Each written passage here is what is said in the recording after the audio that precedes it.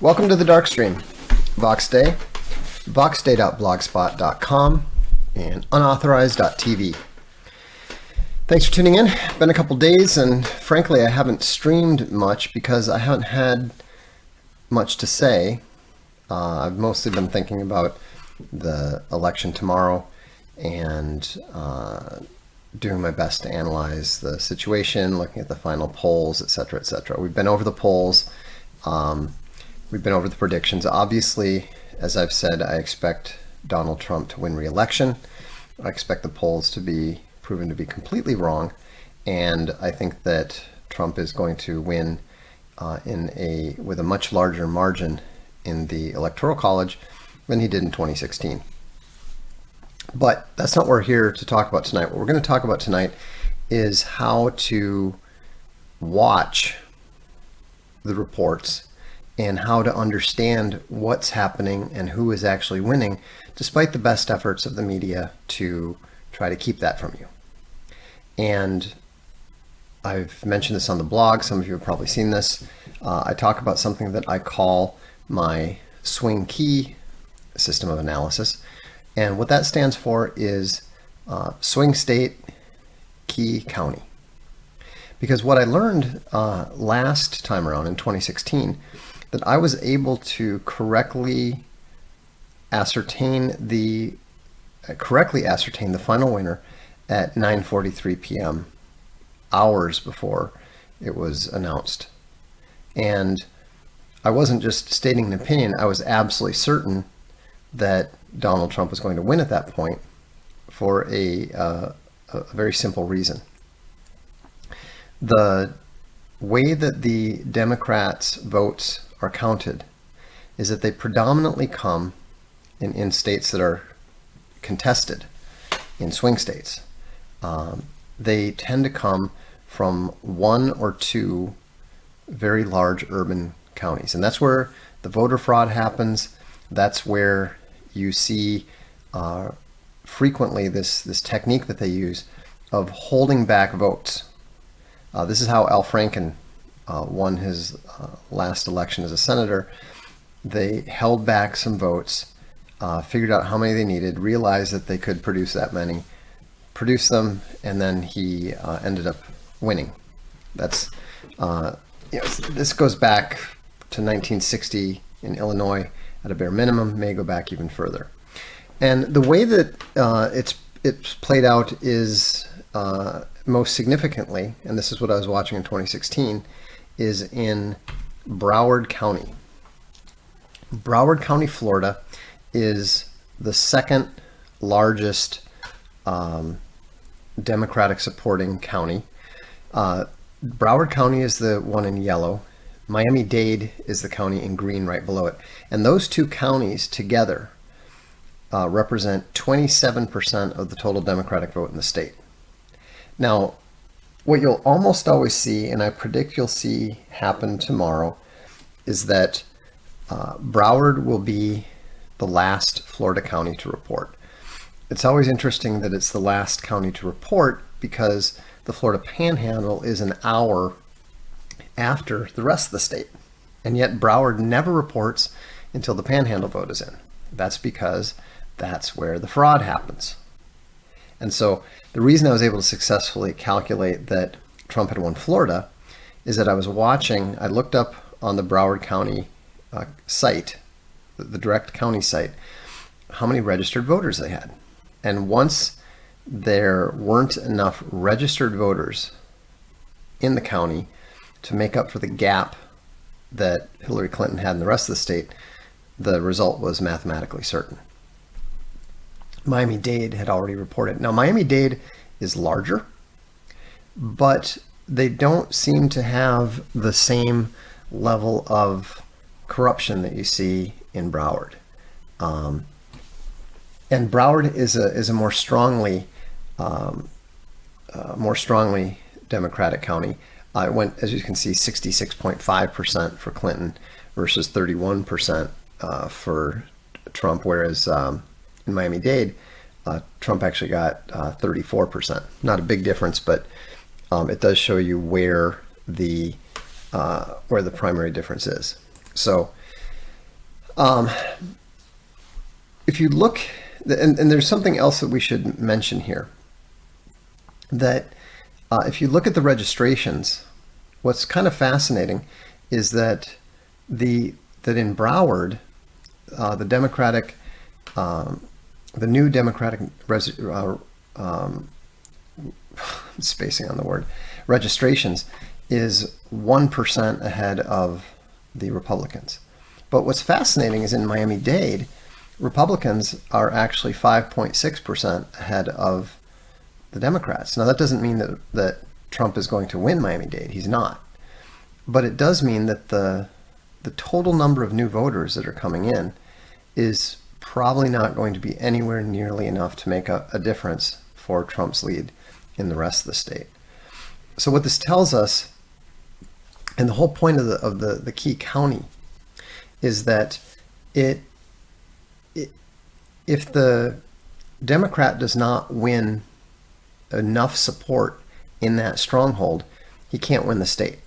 So for example, in Broward in 2008, Obama won 67%.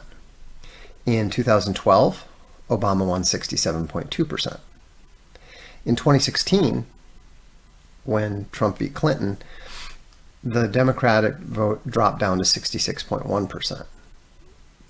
Now remember, we're talking about a place that about 14% of the Democrats' votes come from. So it's extremely important. It's much more important. A percent or two there is much more important than 10%, 15% in any other county. And so what we can say is that if Joe Biden does not win 67% in Broward, and if he doesn't win 65% in Miami-Dade, then he is not going to win Florida. So you want to watch, when you're watching the returns, they're going to obfuscate the results of the state. They're trying to avoid reporting the state results. But what they will report is they will report the county results. And even if the media doesn't report them, you can get the county results from the county itself. So look very carefully when the Florida results come in. Look at the counties and see if Biden is doing better than 67%, or better in Broward, or better than 65% in Miami-Dade. If he is, he's doing well. If he's not, he's almost certainly losing. So let's talk about what the swing states are. Florida is obvious. The other big one this time around is Pennsylvania. I don't pay attention to how the media define swing states because, of course, they define them based on the polls, and the polls are nonsense. What I define them by is how close they were the last time around.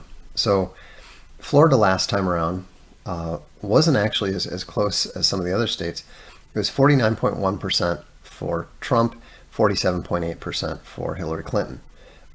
Pennsylvania was closer, 48.8% for Trump, 47.6% for Hillary Clinton. The other states that I've identified as swing states are Michigan, which was 47.6% to 47.3%. It was very close, but went for Trump. And then obviously they have Wisconsin as well, 47.9% versus 47.3%, again for Trump. But one state that is not appearing as a swing state, but I believe it is a swing state this time. And not only do I believe it is a swing state, I think it's actually going to go for Trump, even though it has not gone for Republican as long as I can remember. You know, I'm from Minnesota. It's so far left that we didn't even have a Democratic Party. It's a DFL, Democratic Farmer Labor Party. And but despite that, I can remember my brother calling me and saying, "Hey, I think Minnesota might go for Trump," and I said, "It's crazy." He said, "You haven't been here in a long time. It's changed." Anyhow, Hillary Clinton did win Minnesota 46.9% to 45.4%, but that was only a difference of about 40,000 votes. And now with all of the problems with the Somalis, all of the problems with the George Floyd riots, et cetera, I expect that Trump is going to win Minnesota, but it's definitely, in my opinion, in the swing state category. So those are the swing states: Florida, Pennsylvania, Michigan, Minnesota, and Wisconsin. And then there's also one other state with a county that I'm going to mention that I think is going to be worth keeping an eye on, not because it's a swing state, it's not, but because of the time that you can expect it to be reported. So we talked about Dade, Miami-Dade, and we talked about Broward in Florida. And so again, it was the magic number is 67 and 65 in Broward and Miami-Dade. Now, if we look at Pennsylvania, I'm on the wrong window. There we go. If we look at Pennsylvania, the key county is Philadelphia. Philadelphia is the biggest Democratic stronghold. It's the yellow county there. And they're talking about how, well, it's possibly not going to be reported for days and all this sort of thing. Well, that's because, of course, they're planning to try to find as many votes as they need. But it doesn't matter. We can tell from this model how things are going. Remember, even though Hillary Clinton won 82.4% of the vote there, she still lost the state. Now, when Obama won the state in 2008, he had 83% of the Philadelphia county vote. In 2012, he had 85.2% of the Philadelphia county vote. So what we can safely assume is that Joe Biden is going to need at least 83% in Philadelphia. If he's not at 83% in Philadelphia County, he's almost certainly not going to win the state. The next state that we'll look at is Michigan. And this one, as I mentioned, was very, very close. Wayne County, down in the southeast, is the most important county there. And remember, the reason that we've identified these counties as being crucial is because these are the epitome of the Democratic strength in the state. If Joe Biden does not perform strongly enough in these locations, he will not win. And so it makes a very useful metric because oftentimes the counties get reported and you have a good idea of what's going on in the counties before the entire state is tabulated. In Wayne County, the magic number is again 67%. You can see last time around, in 2016, Trump won the state. Hillary Clinton got 66.8% of the vote. Obama in 2008 got 74% and won, and got 73.1% in 2012. So it's interesting there, if you notice, that the demographics are actually are moving in the direction of the Republicans. Biden needs to reverse that. If he doesn't reverse that, he's going to lose Michigan. Now we're coming to my former home state of Minnesota. I have to admit, I always get a little bit of a, I wouldn't call it homesickness exactly, but I always just I just like to see the picture, the shape of the state. So anyhow, this is Minnesota, and Hennepin County is where Minneapolis is located. It's where all the Somalis are now. It's where Ilhan Omar is representing in Congress. It is the left of the left of the left, even in Minnesota. And what's really interesting about Minnesota is that the Iron Range, which you can see part of, it's the area up near the Lake Superior. It's the blue area up in the top. Kind of unusual that there's a outstate area that's strongly Democratic. But that's the Iron Range. It's where the old iron mines and other mines were. And it's always been very left. But what's interesting is that increasingly there's word that the Iron Range is going to go for Trump. If that happens, Trump will win Minnesota, no question. But the population up there is relatively sparse, so it's Hennepin that is the one that we have to keep an eye on. And the numbers in Hennepin are, again, they've dropped a little bit over time. In 2008, it was 64% for Obama.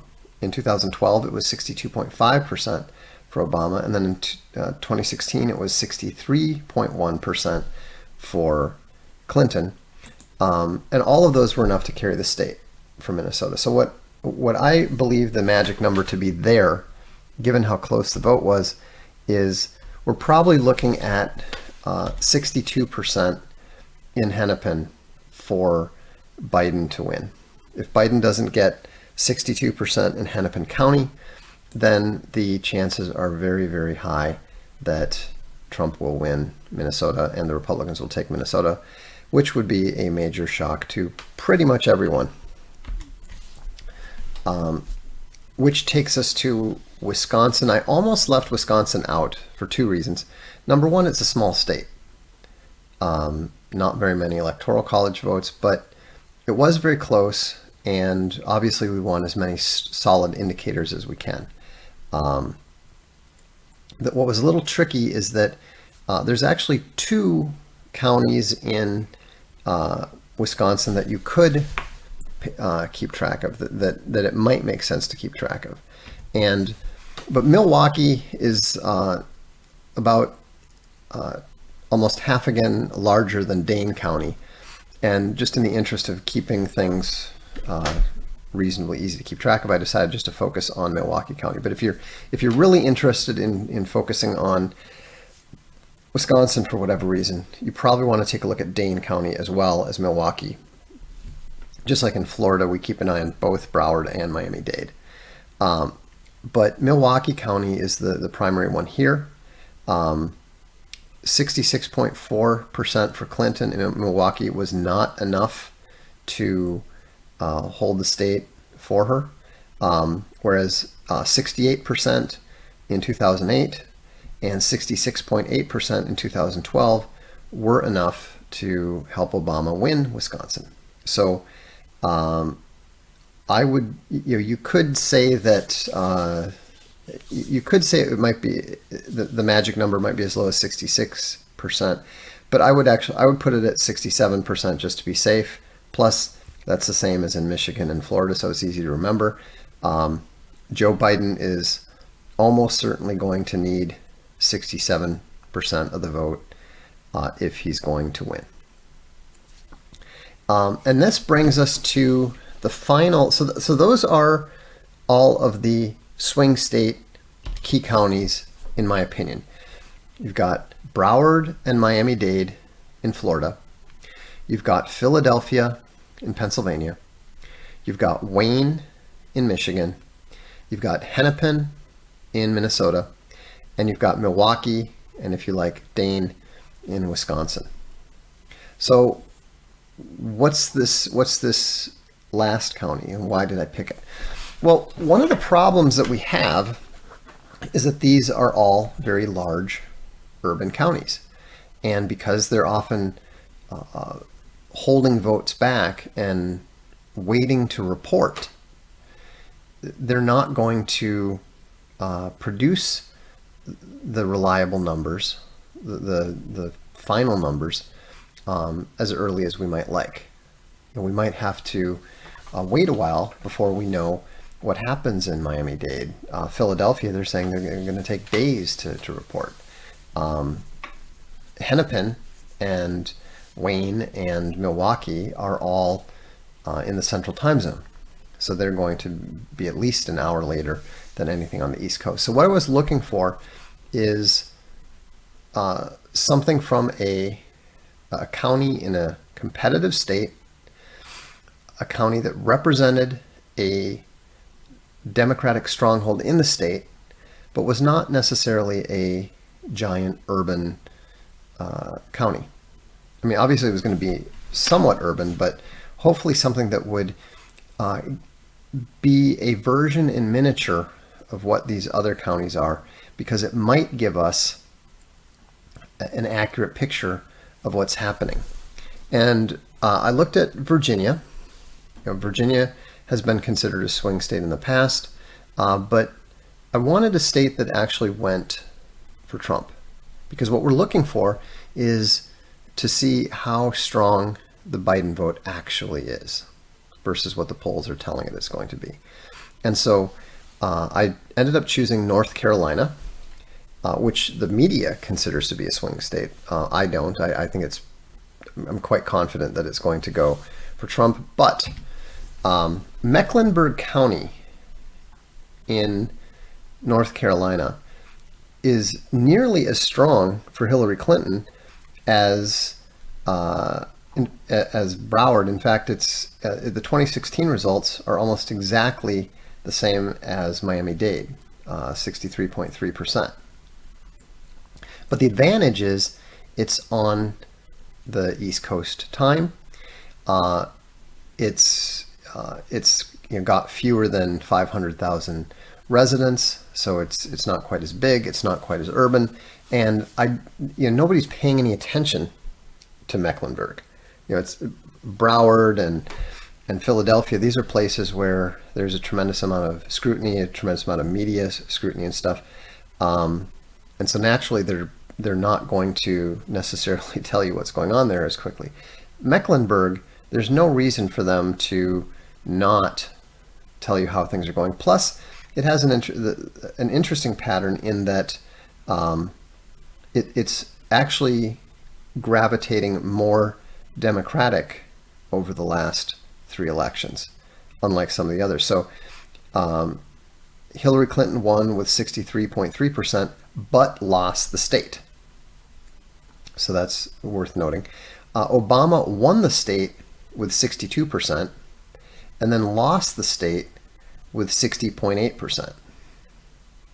So that indicates to me that the magic number in Mecklenburg for Joe Biden is around 64%. It may actually be a little higher than that, but if he doesn't reach at least 64%, we can be very confident that he's not going to win North Carolina. And that should theoretically give us the earliest possible picture where we can start to say with some degree of confidence that the election is over. It won't actually be over, but it will be our first strong indicator that either Donald Trump has won re-election or the polls were sufficiently correct that Joe Biden has beaten him. Now, a lot of people will try to, pull back their predictions. You see this with all the polls. The polls are tightening. They're not tightening. They're just trying to preserve their credibility for next time. I'm not concerned about that. And so that's why I'm quite happy to say what I think, to make my predictions, and then just, stand by them. And if that causes people to lose confidence in my opinions next time, well, so be it. They should have less confidence in my opinions if I'm wrong. But I will point out that I did predict that Trump was going to win in 2016. I was one of the few people who did that. And I was one of the even smaller number of people who predicted that consistently. I never went back on that. And I am more confident today, the day before the election, that Donald Trump is going to win in 2020 than I was that he was going to win in 2016. And I was very confident that he was going to win in 2016. I'm even more confident now, whether you look at the voter registrations, whether you look at the towns being walled up, et cetera, you're seeing the same pattern. If it weren't for the polls reporting, that Biden's ahead by 11 points here and 7 points there and 1,100 points there, nobody would believe for a second that he was winning. And so go out there tomorrow, vote with confidence, and stop by the blog, and we will be updating these numbers and tracking these counties. And my goal is to be able to accurately conclude who won the election before 9:30 p.m. East Coast. So whether that's possible, I don't know, but I look forward to seeing how it goes, and I hope that